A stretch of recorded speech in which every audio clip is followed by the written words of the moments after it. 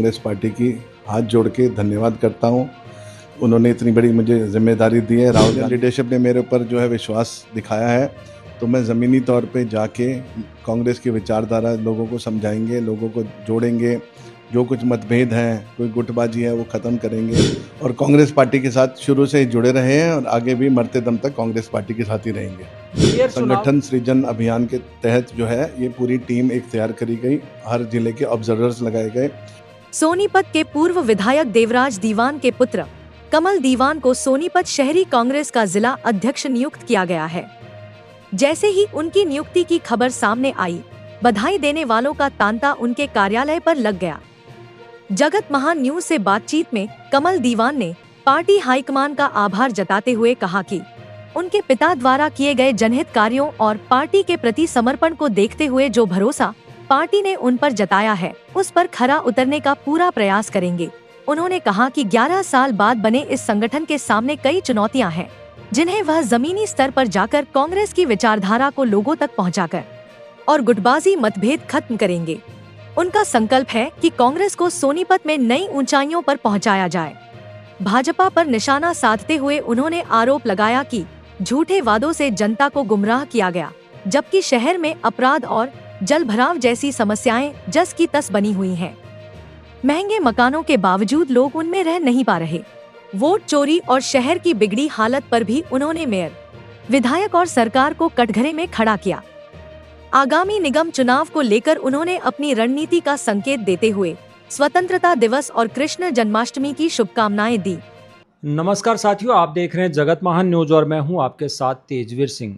साथियों, कांग्रेस ने लंबे इंतजार के बाद अपनी कार्यकारिणी की घोषणा की है, जिसमें सोनीपत शहरी से कमल दीवान जी, जो कि देवराज दीवान जी के सुपुत्र हैं, उन्हें जिम्मेदारी दी गई है जिला अध्यक्ष की।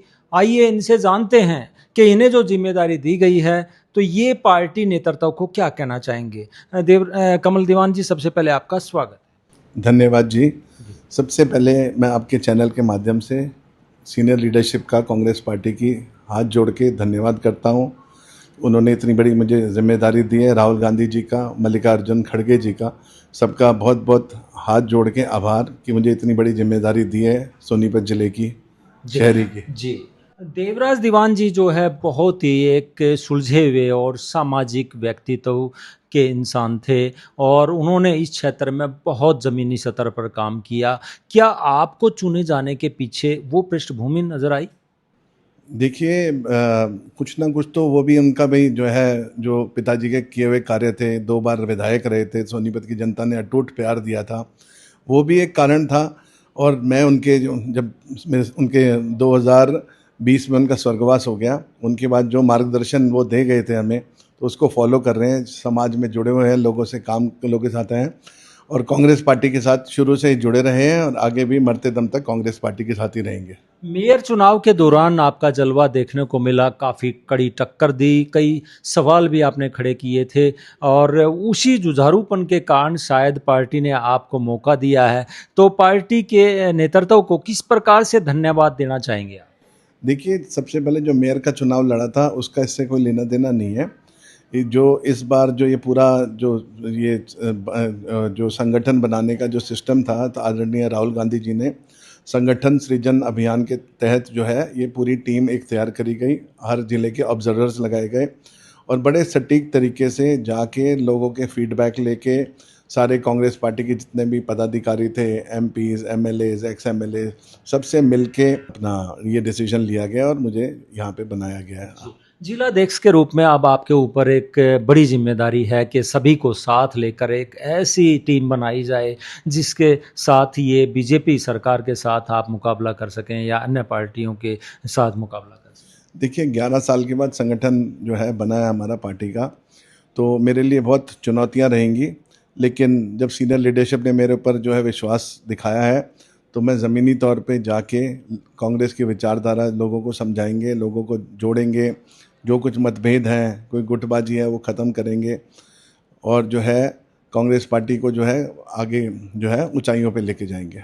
पहले ज़्यादातर देखने को मिलता था जो चाटुकारिता या ज़्यादा जो चक्कर नेताओं के पास लगाते थे उन्हें पद मिलते थे, लेकिन पहली बार नज़र आ रहा है कि जिसमें किसी प्रकार का ऐसा माहौल देखने को नहीं मिलता और ऐसे लोगों को मौका दिया गया है जिनकी पृष्ठभूमि मजबूत है। क्या कहेंगे?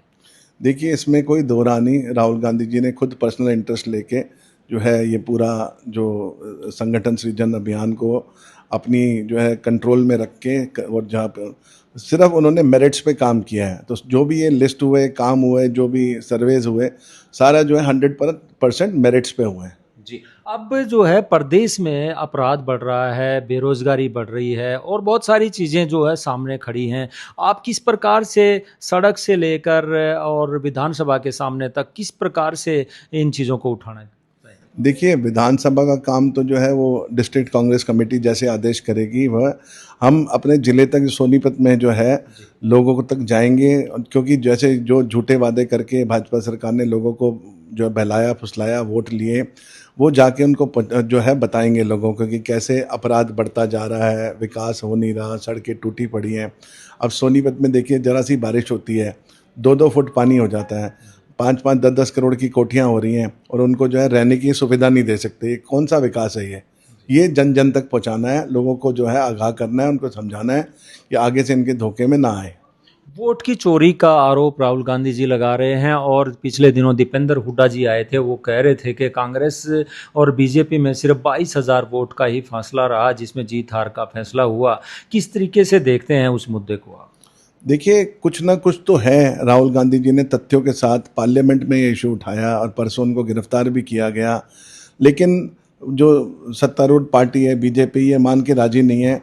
कहीं ना कहीं तो घपला है और जो है इसकी जांच होनी चाहिए। इसलिए चुनाव आयोग को भी बार बार कांग्रेस पार्टी अपील कर रही है, लेकिन अभी तक जो है जो कोई उस पर अभी तक कुछ संज्ञान लिया नहीं है चुनाव आयोग ने। जी, महानगर बन गया सोनीपत, निगम बन गया सोनीपत, एनसीआर में सोनीपत, उसके बावजूद यहाँ पे प्रदेश अध्यक्ष बीजेपी का सोनीपत में है और जो है मेयर सोनीपत में बीजेपी का है, विधायक बीजेपी का है, लेकिन उसके बावजूद यहाँ कॉलोनियों में कस्तियाँ चल रही हैं।